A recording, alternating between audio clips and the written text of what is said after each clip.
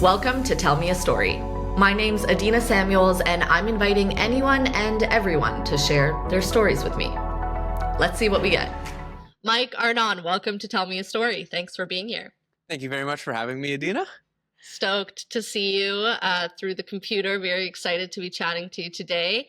Tell me, before we get started, if you could introduce yourself to our audience. Yeah, absolutely. Hello, everyone. My name is Mike, and obviously friends with Adina. That's the first thing I always say whenever I meet anybody. That'll be written on your tombstone. Yeah, 1,000%. But no, I myself, my name is Mike again. Like I was saying, I would consider myself just a lifetime learner. I think that's the best way to describe it. I am one who has many of different hobbies, ranging from video games to boxing and triathlon and traveling and scuba diving and just anything and everything that I can kind of get my hands on and dive into the world and go down deep rabbit holes. So from a professional standpoint, I work in customer success, but then on top of that, I am just a huge lover of all things video games, especially indie games and indie game developers. So I kind of, again, I like to toe the line and try new things and just kind of continue to level myself up any way that I possibly can. Yeah, that's so interesting. Like when you say you're a lifelong learner, how does that manifest? Like if let's say you want to learn how to scuba dive, are you like reading about it first, or are you out taking lessons? Like what's your approach? Typically strikes with just a random like, oh, I kind of want to try that, or like that looks interesting, and then from there, like with scuba license, so I actually do have I have my advanced diving license that I got in Nicaragua. So that was like I was on a backpacking trip, and then I was like, you know what, I'm gonna go to the islands and get my scuba license. So I kind of just went and did that. So sometimes it's on a whim. There's other things that are a little bit more planned out, but I don't know. I feel like a lot of the things that I do, I try to base off of like, all right, is this something I can do only now, or is this something that I can do later down the line? Just like, for example, stepping in the ring and doing one amateur boxing match has always been something of like a bit of a dream of mine. And I do think that if it's something I want to do, it has to be done sooner rather than later, because obviously the older you get, probably the more the more nightmarish it becomes. Yeah. Getting punched in the face is very different in your 30s than it is in your 40s. So interesting how people have such different ambitions. Like that would probably, my biggest ambition regarding boxing is to stay as far away from it as I can for my entire life. No. Boxing is the best. Even if you never want to step foot in a ring or get punched, there is so much that it can bring you just from a fitness standpoint, a self-defense, a confidence standpoint. Like so many aspects and areas that boxing is amazing for, even if you never take a single punch while you're actually sponsored by boxing gym near you. Mike. Shout out 161 Boxing. There you go. Yeah, there we go. Discount code in the show notes.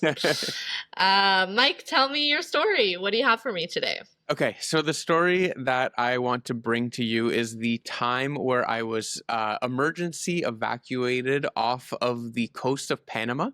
And while being emergency evacuated, our boat broke down in open water. Perfect. You had me at emergency evacuated. Yeah. Okay, cool.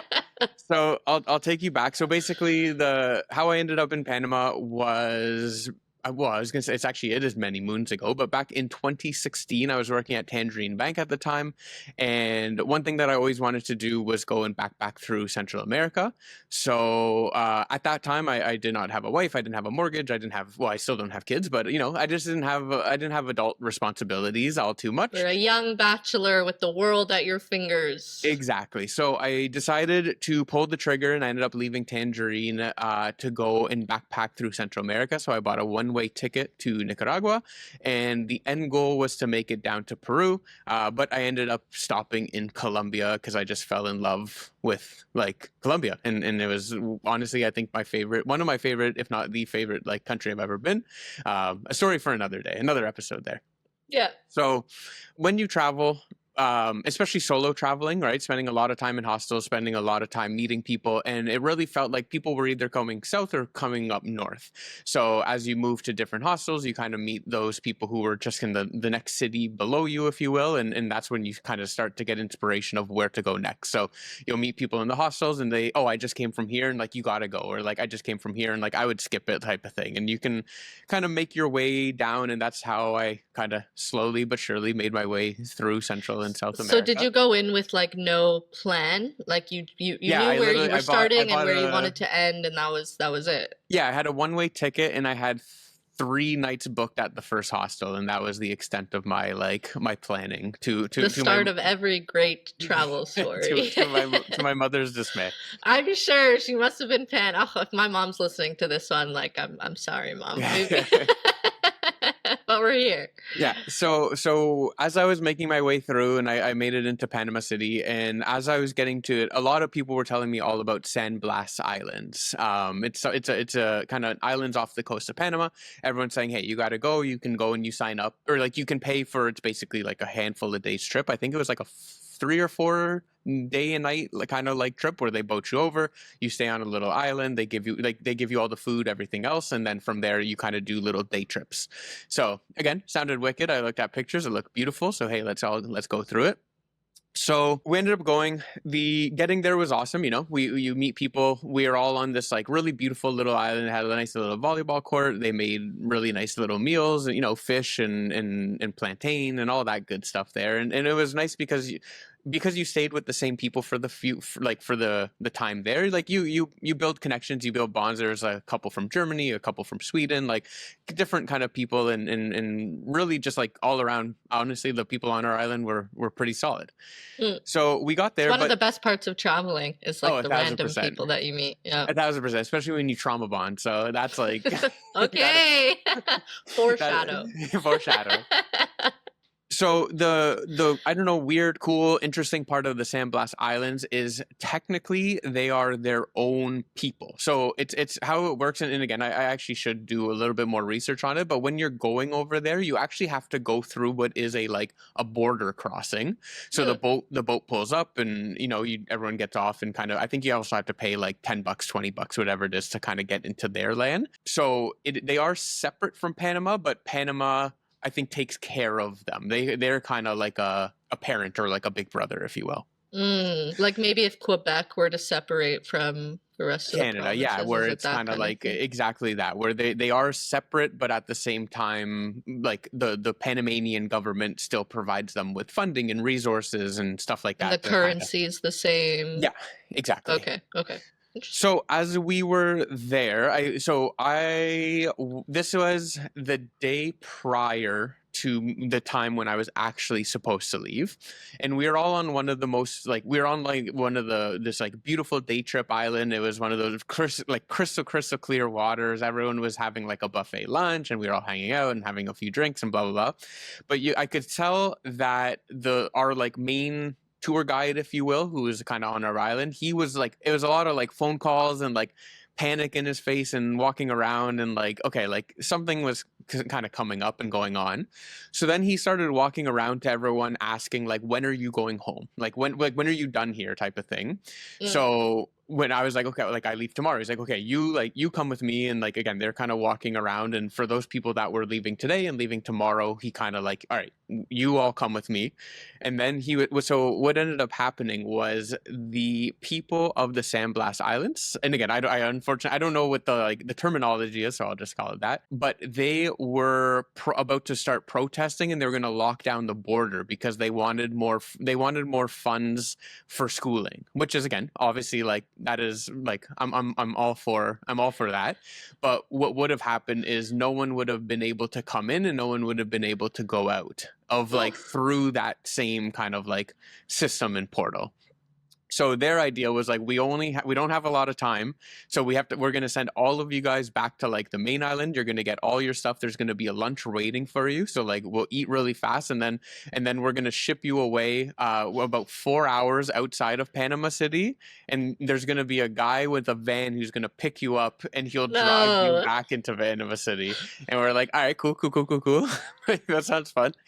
So we Insane. we get off of the How's your Spanish, by the way? Like, are you speaking in Spanish at this point, or So this is all in at that English? point, when I ended up making it to Colombia, which was after Panama, right? Yeah. Sorry. When I made it into Colombia, I actually ended up doing like Spanish classes there.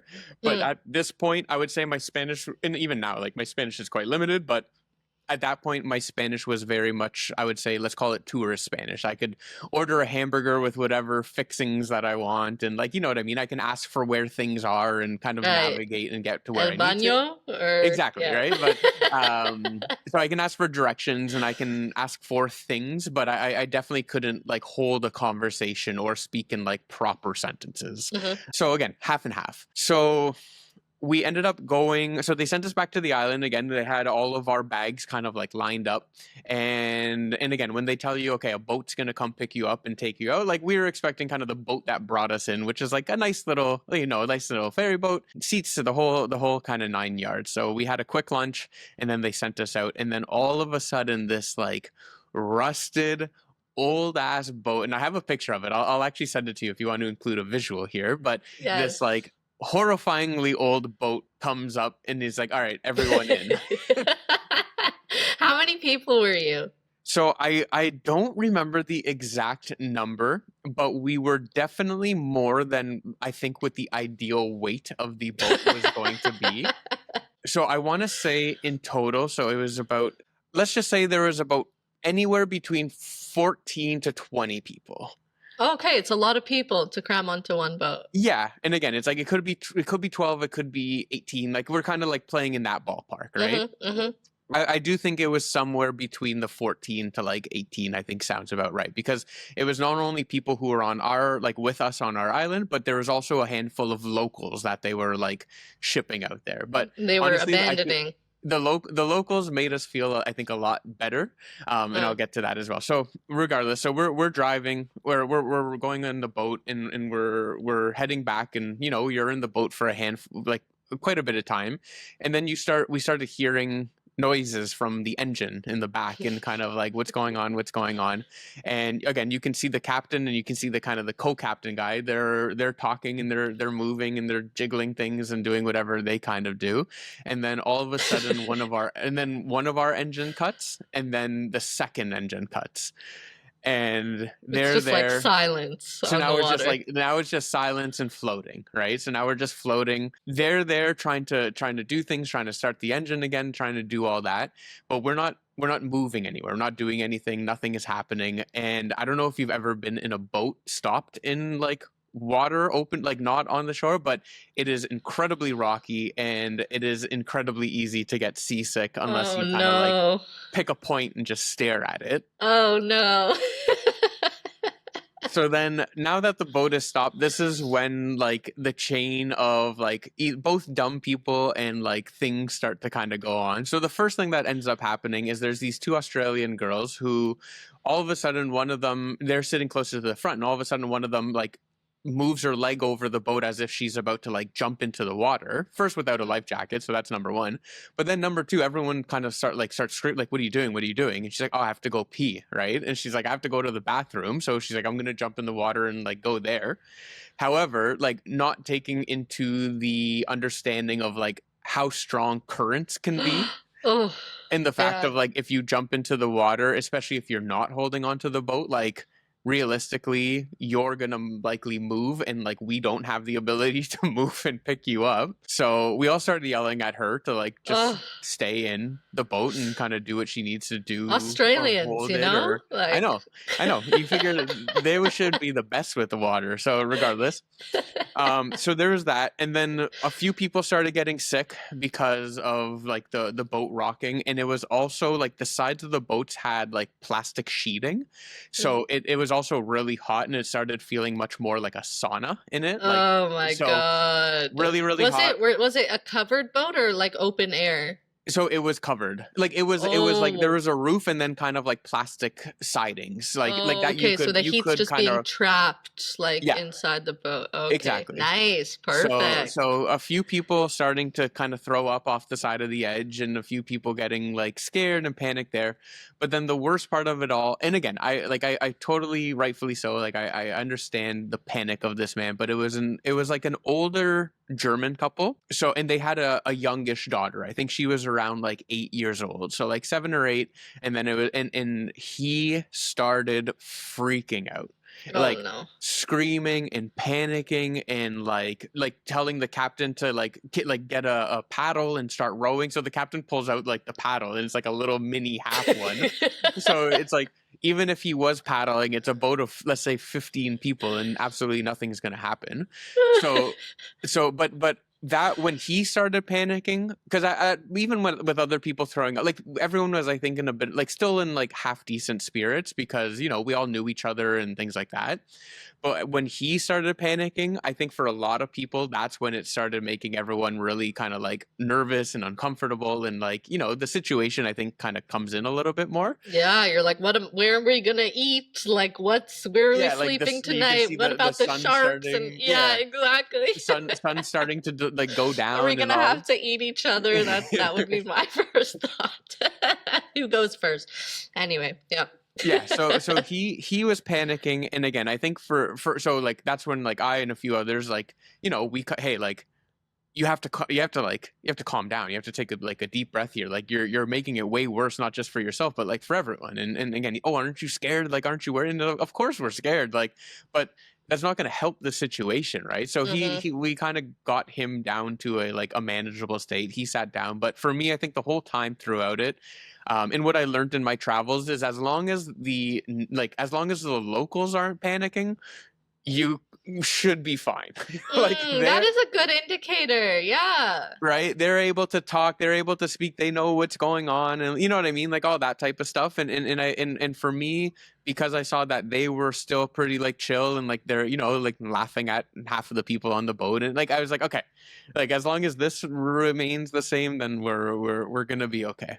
Right. And was the captain and the co-captain like what was their state like? Did they look like in a bit of a frenzy trying to figure things out, or it felt like this was just kind of everyday It was, I business? would say, half and half between like everyday business and like panic.